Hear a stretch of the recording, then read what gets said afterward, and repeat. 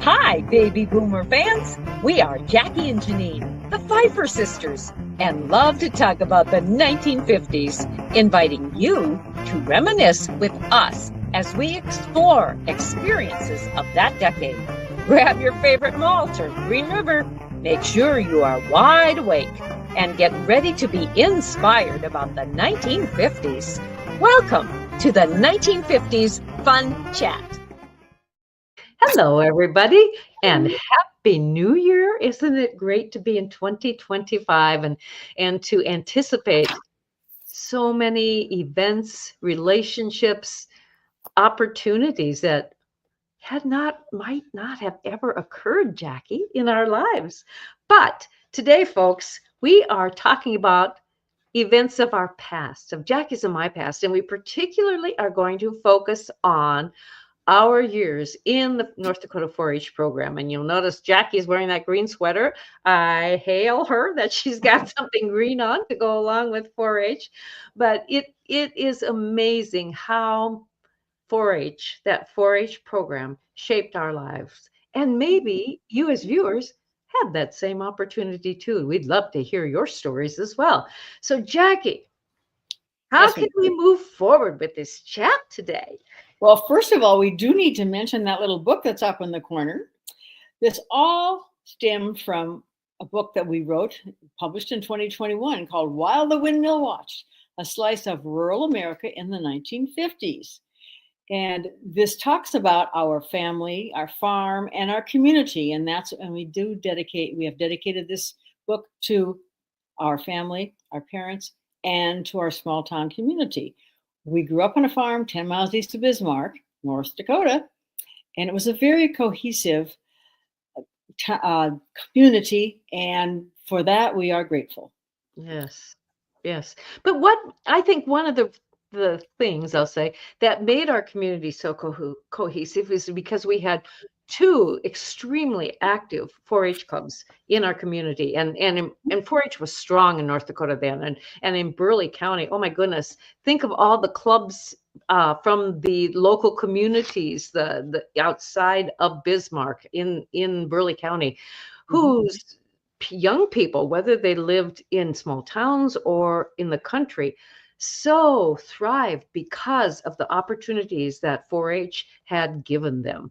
And we can talk about this by even introducing some of the snippets from our book where we talk about our experiences in 4-H. Jackie, do you want to talk about the one here where, and I must admit that in our book, it's not just Jackie and me talking, believe it or not. Sometimes we talk individually, sometimes we talk together, but there's one unique voice in our book, and that's the voice of the windmill that stood on our farm. That's right, in our farmyard. And we say it was the sage observer of time because it was so tall, it could see the changes in the life of how we matured through that decade of the 1950s. It observed us as young children through that decade. It observed our parents, how we grew as a family, how we grew as a Minokan community, because we were a cohesive group. Neighbor helped neighbor, and we knew that our neighbors' children were our classmates at Minokan School. It was a wonderful time in our lives. And so Jackie, on page 78, the windmill talks and introduces that chapter in 4-H. Do you want to just kind of share with the readers? I will do that, yes. And this is the sage observer of time. He's talking like right here. When Janine and I talk to you in the book, the reader in the book, it's just as if we're talking to you. This guy, we call him a guy, has a little bit different vocal attitude. So he begins by saying, Jackie and Janine matured into learned young women. In the 9-year season, they were each members of the 2 Minokan 4-H clubs. Why, you wouldn't believe how the lessons of 4-H projects opened their minds to the learning of new skills. Aromas of freshly baked blueberry muffins, mouth-watering cherry pies drifted through the open kitchen window into the farmyard where I stood.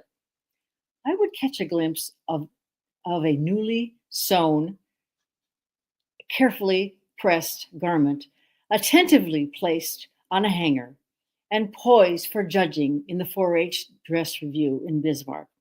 Jackie's instinctive love of horses and Janine's innate love of cattle were the catalysts in becoming accomplished 4-H livestock handlers. Mind you, though, the skills they learned in 4-H were all due to the patient teaching and encouragement of their parents, Jack and Eudora Pfeiffer. Oh, it brings tears. I mean, that was a wonderful life. Boy, that windmill nailed it, didn't it? Didn't it? He did. Yes. Well, what memories do you have? Is there one that just pops right up into your mind as far as having been involved in 4-H for 9 years? I don't believe I could just put down, this is extemporaneous, folks.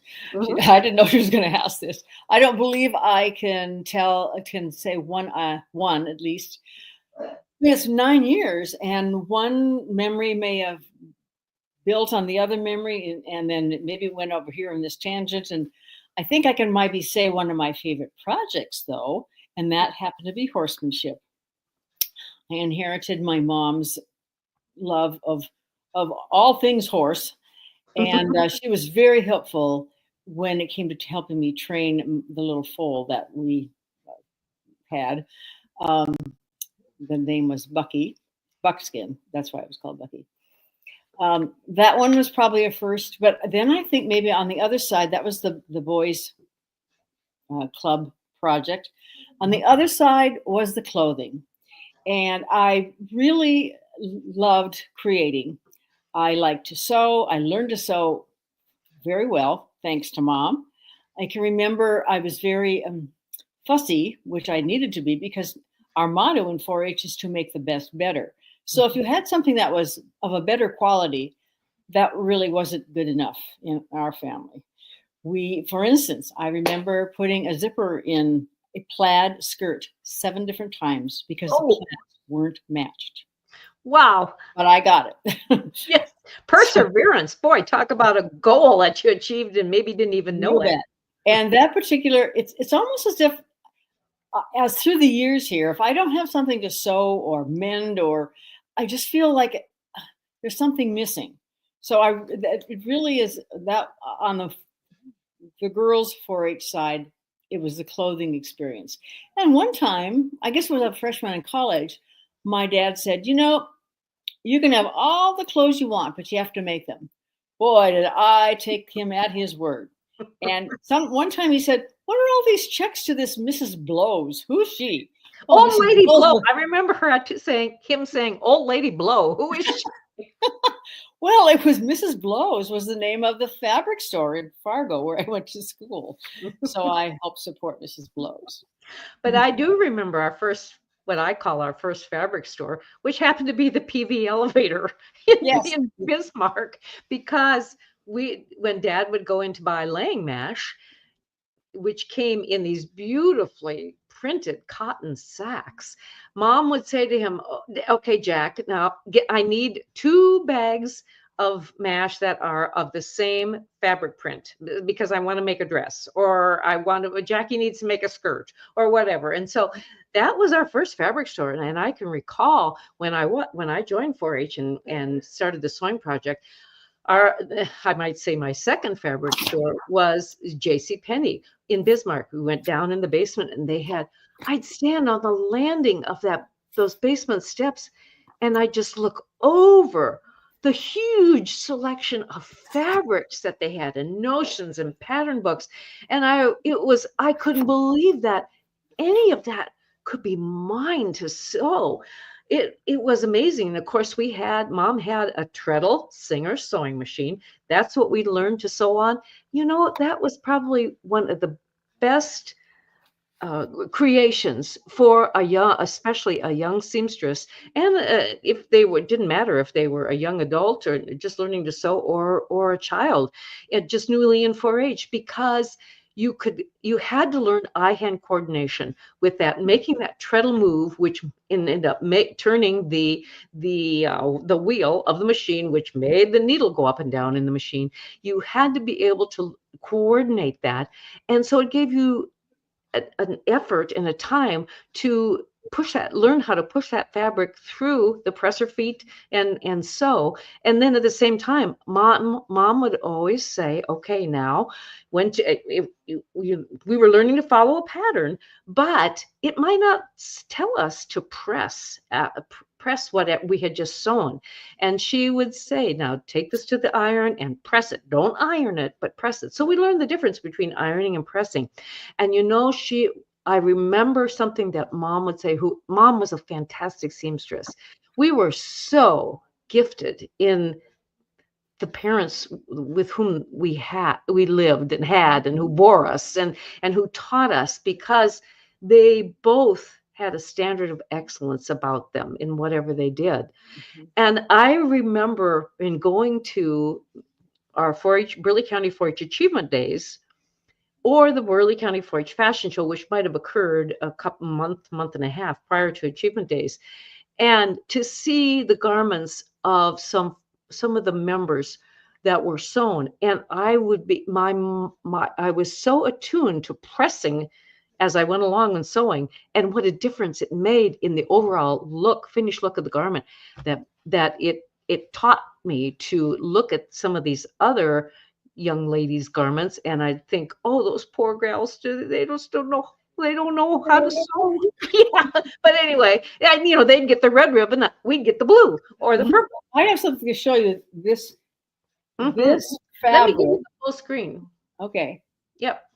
This fabric, the yellow and the green, that was the first feed sack that I used to make a skirt. Wow. Did you like that print fabric? Do you remember picking it out at the elevator? No, but I was not opposed to this. It was kind of perky. And here are some other things I happened to make that. And that was my second year. Okay, we always made a gathered skirt.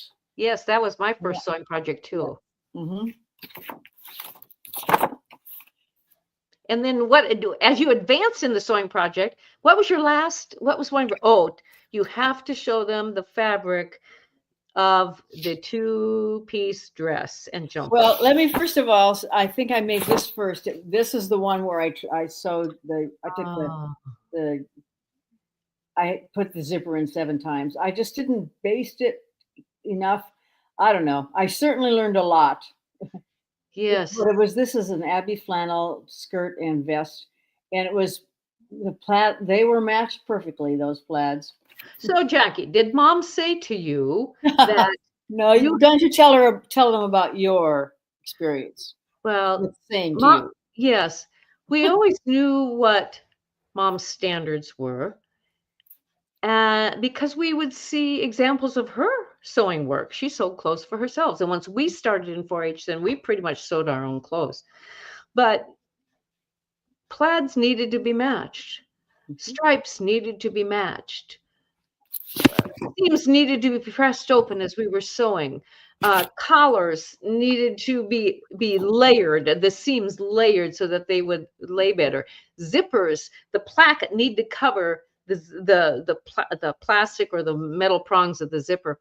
So anyway, I was sewing and we always sewed in the summertime, and oftentimes as we advanced in our sewing skills, we sewed with wool. And let me tell you, by golly, it was hot sewing with wool. We didn't have air conditioning in our house. The windows were open, and so the hot air was blowing in. I probably had a fan at my feet when I was sewing at that treadle machine. And mom was outside hanging up clothes. And I had this, I believe it was a skirt. And that, I think I would put a zipper in too. It was those zippers that gave us kind of heck. And so I had sewn this zipper in, I put it in the first time. And I tried to be as careful as possible in order to match those plaids on that seam line. I knew what she was going to say, but I took it out to her thinking that, well, maybe I can get by and not have to take this out. I can just get by and move forward with the process, even though I was feeling guilty about it. So I took it outside to her and showed her. And the only thing she said to me was calmly, she said, well, what do you think? Well, I knew what I thought. I was going to have to go do it again. That's right. So the seam ripper became my best friend when I was. Yes. This is the stripe that we're talking about. Yeah, let me get you on full screen again. Okay, look at the colors. They just so gorgeous. Yeah, they're And then that was the pattern that you used. So was the stripe the dress then? Yes, and then the pattern that is on the, and then the lavender was the overdress. Mhm. What was the most challenging of making that garment?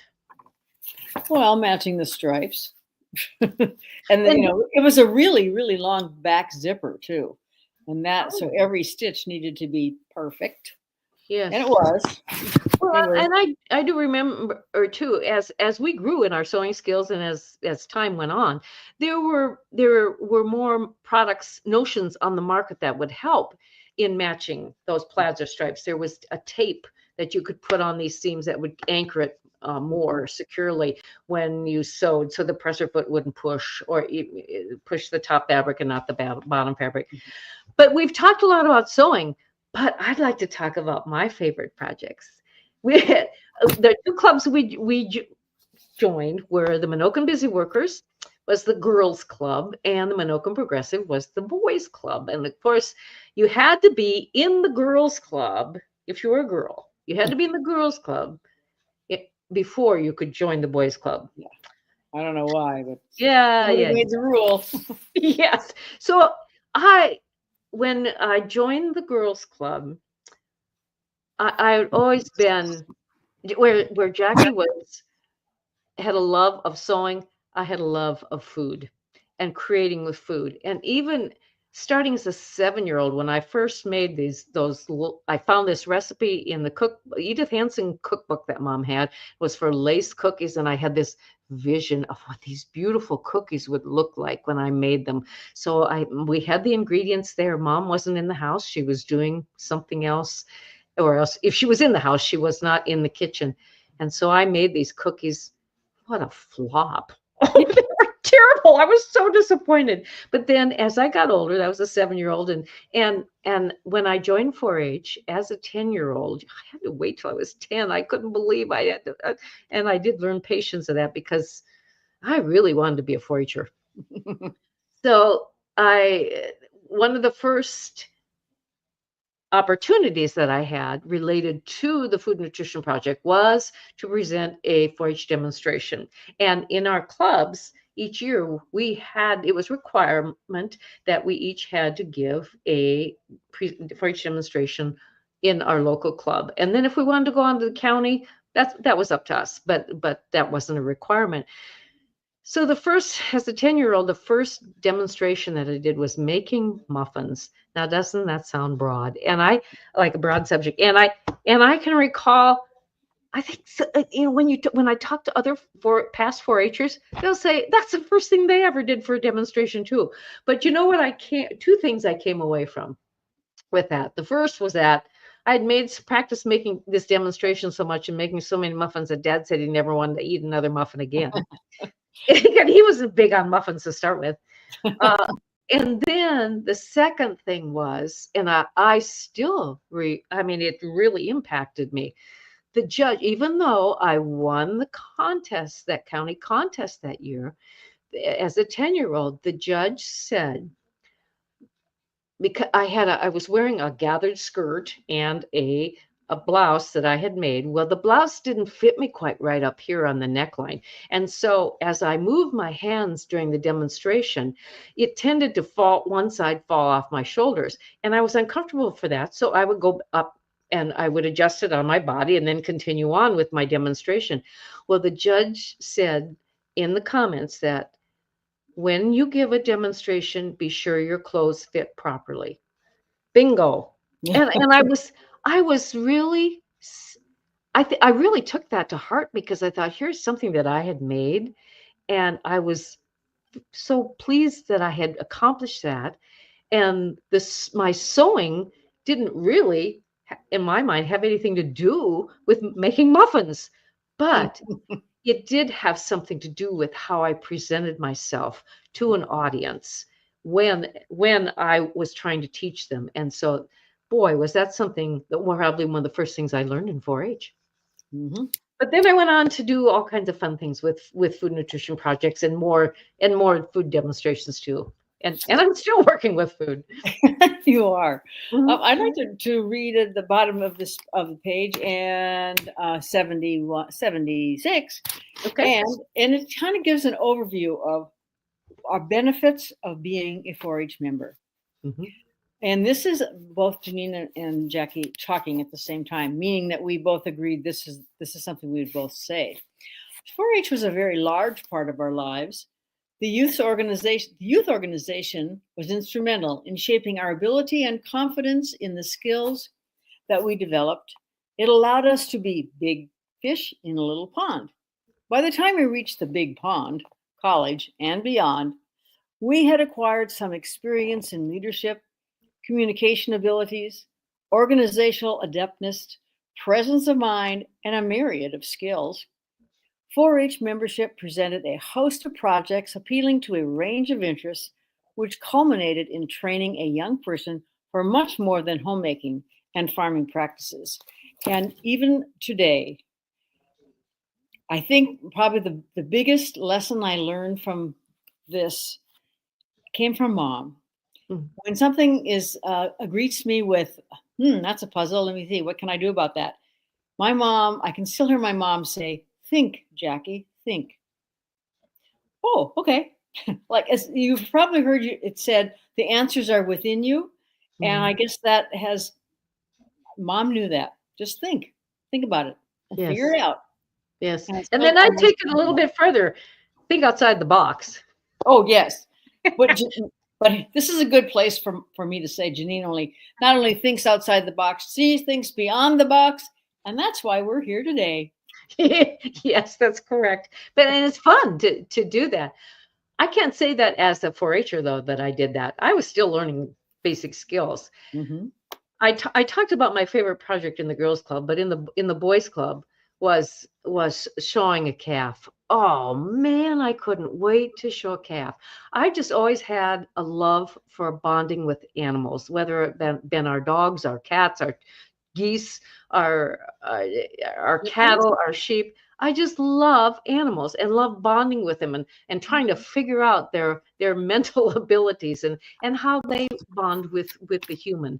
And so I couldn't join 4-H until I was 10. But you were in 4-H and you were showing a calf, Mm-hmm. and I wanted to show a calf. Well, Dad so graciously agreed to get a calf in, one of our home raised calves for me. And his name was Brocky. He was a red brockle faced shorthorn steer. And I love that calf. We halter broke him.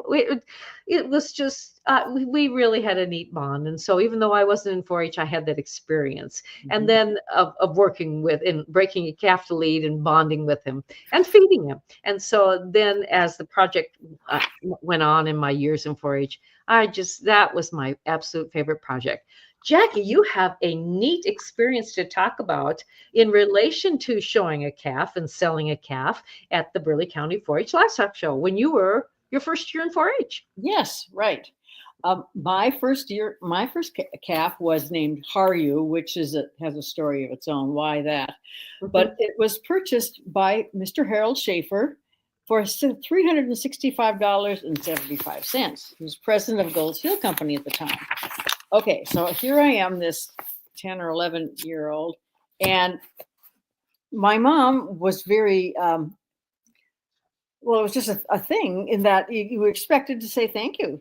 Somebody who purchased that, put that money out. So anyway, page 82, I'll talk about my experience. After the sale, Mom accompanied me to Mr. Schaefer's Bismarck office. He warmly greeted us and made us feel extremely welcome in his presence. As an 11-year-old country girl, I was in awe of the polished dark wooden walls and the rich leather chairs with deep seats. After an invitation to sit across from him at his expansive desk, I felt diminutive as the toes of my shoes grazed the lushly carpeted floor. I worked up the courage to share my personal words of thanks. I had practiced them again and again. This brief pronouncement of, quote, thank you for purchasing my 4-H steer, unquote, was graciously accepted with a smile. He was so kind to show an interest in me as a young 4-H'er. His warm-heartedness has stayed with me my entire life. Mhm. Yes. Two things that I can think of always that was after the conclusion of the Burley County Achievement Show, which was usually the last week, I believe it, Right. or second to the last week in That, September, mhm. is that it was guaranteed that the Monday after the close of the Achievement Show, we would either have to write thank you notes or we would go to the buyer of our livestock, Mhm. buyers, because we also showed market lambs, and thank them personally. Then we'd cash those checks that we received from the sale of our livestock. We would go to Dakota National Bank. That was our banking source on Mhm. 4th Street in Bismarck. And usually we'd have music lessons Monday after school, piano lessons Monday after school. So after piano lessons, mom and dad and you and I would go to Dakota National Bank. Charlie Mitchell was the ag loan officer. We would see him. We would cash those checks and we would buy savings bonds with that money. And that was every year. That's what we did. That was the routine. Mhm. Dad was always so kind to provide the steers and the lambs for us. So we didn't, wasn't that true? Or he provided it. That is true. Yeah. The only thing that he required of us is that we pay for the feed.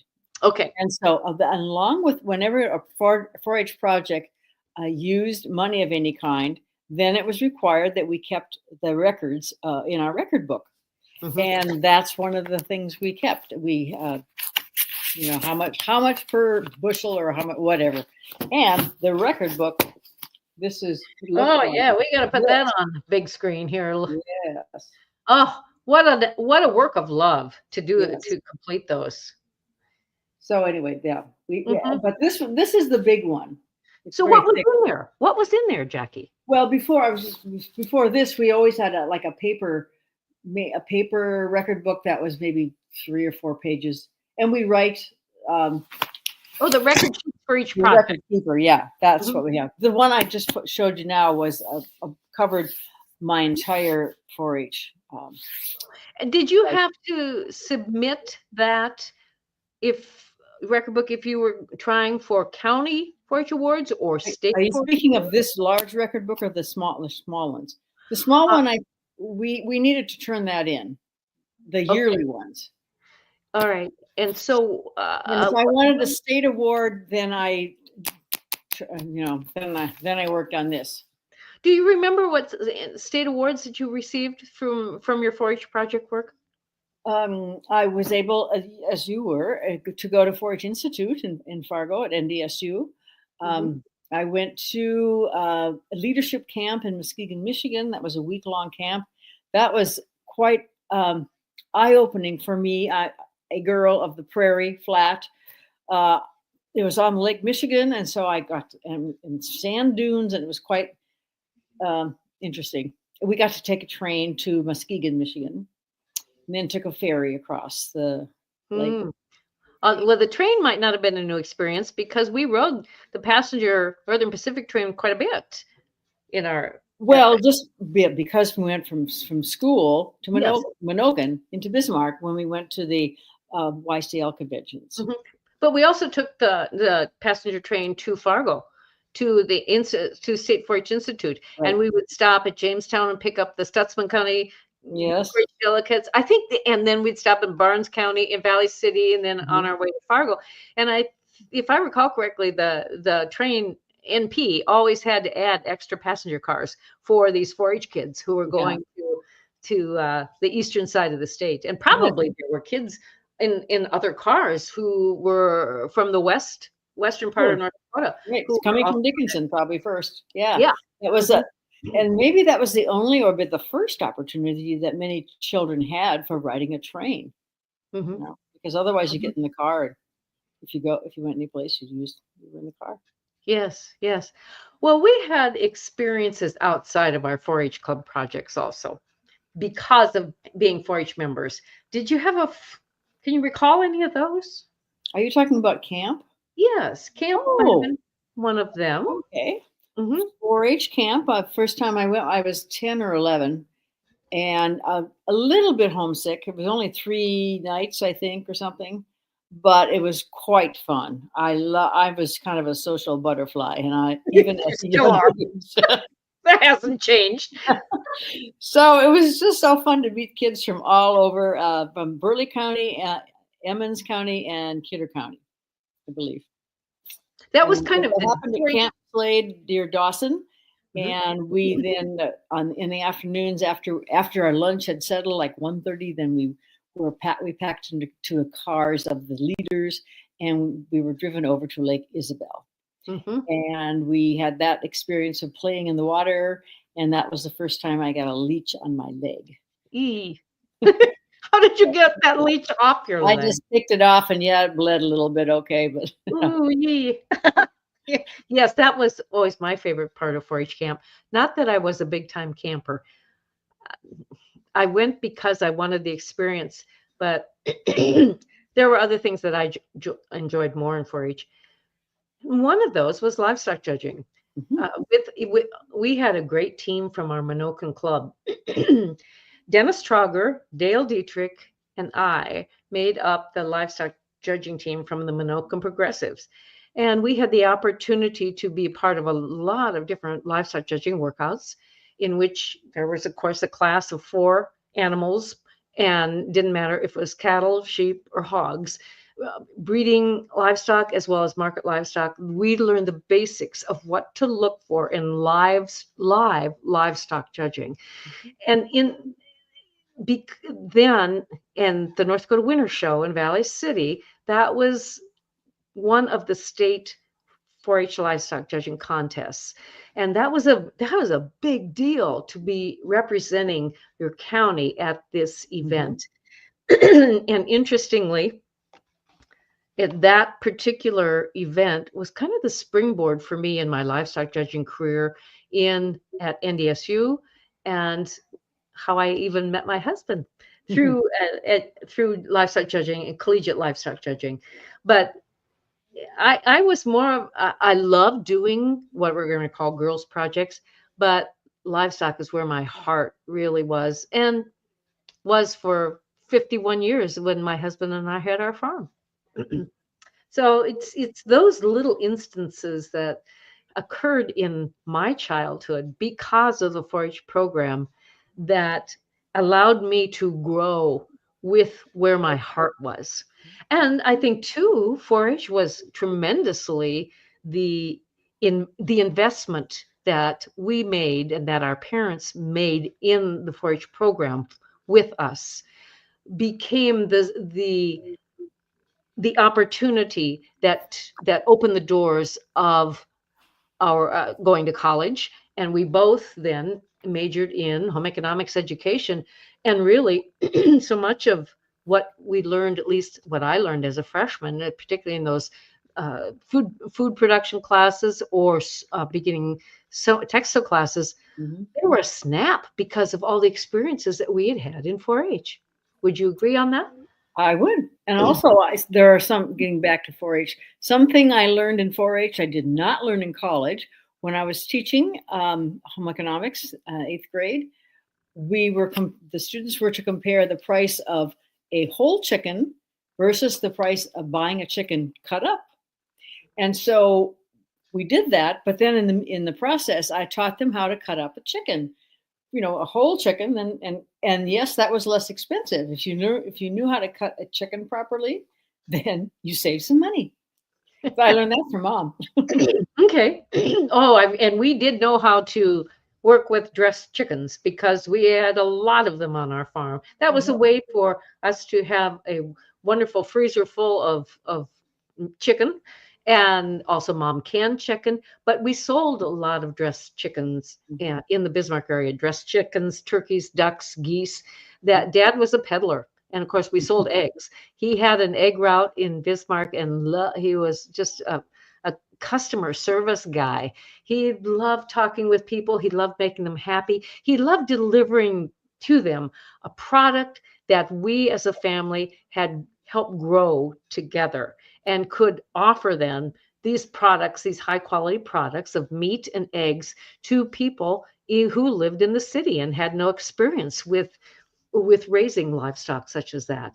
Maybe now you mentioned Dad. Perhaps it's a good segue into Dad being a 4-H leader and his really good friend Howard Goring being a 4-H leader. What a duo they were. They just had so much fun together, teaching and reminiscing.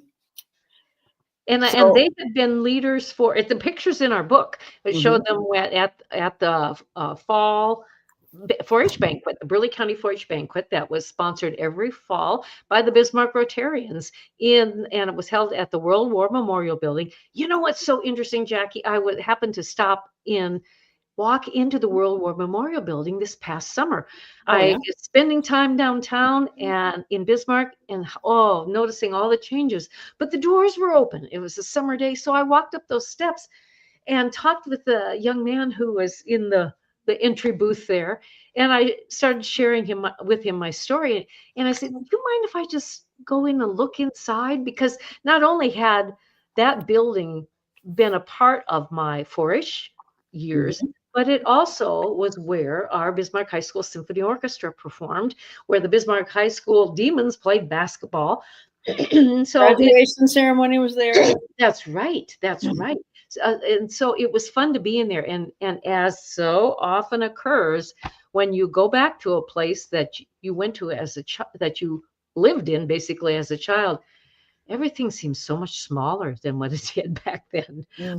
But between the World War Memorial Building and the Bismarck City Auditorium, which is now the Bell, there were a lot of activities that in which we participated in those buildings. Those kind of were our go-to places. Yes.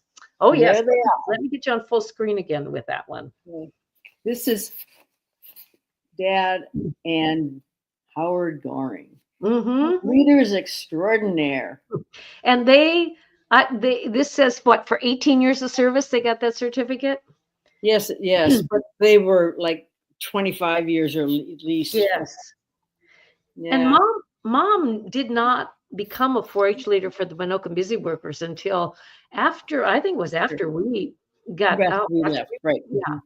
Yeah, because she was so involved in our career there that she just wanted to continue. And we have heard in our adult lives how young people younger than we, have told us how Eudora Pfeiffer helped them through their 4-H years. She was just a natural teacher and loved doing it, and lucky them. Well, we discovered what a natural teacher she was. We were her first pupils, and certainly she made an impact on us. And it's as I stated in that example of excellence that was expected without being told that. It was just expected. We knew that. But how she would kind of put the burden of guilt on us. Well, I don't know about guilt, but the burden of quality or something. Responsibility. Yes. And so she had a unique way of working with young people, and people learn from her because she non-threatening, non-judgment. Yes. And so I can't tell you how many years Mom had been a 4-H leader, but she was an effective one. And later on, then she became a judge, going to other counties, achievement shows and judging their. I don't know if she judged food, nutrition, or clothing. It was clothing. Okay, but it was. She had the opportunity to have an impact on 4-Hers outside of her own family and community and going into other counties. So she was a great one, and so was our dad. This might be a good time to say the pledge. Okay. The 4-H pledge. We said it at every meeting, the beginning of every meeting, and I'm sure if you were a 4-Her, you did the same thing. So if you feel like saying the 4-H pledge, you don't have to stand and cross your heart, but you might want to do the actions along with us. Ready? Ready. Okay. I pledge my head to clear thinking, my heart to greater loyalty, my hands to larger service, and my health to better living. For my club, my community, my country. And later, later on, as we got out of 4-H, then the last sentence was for my club, my community, my country, and my world. So that's what our daughters always said in their 4-H meetings. So anyway, then we're one more thing. We always repeated the motto. The motto is to make the best better. Yep. And that's a good motto to have, no matter if you're in 4-H or in life. Make the best better. So in summary, the skills, the fun, the responsibility, the self-discovery all came about because 4-H was such a huge part of the development of our lives as daughters of Jack and Eudora Pfeiffer, Minoka, North Dakota. It was great, folks. It was great. I hope you had those same experiences. So this is number 174, 1950s Fun Chat. We look forward to seeing you next time on the 1950s. Until then, tell your friends, even your relatives, about this 1950s Fun Chat. Till then, toodaloo.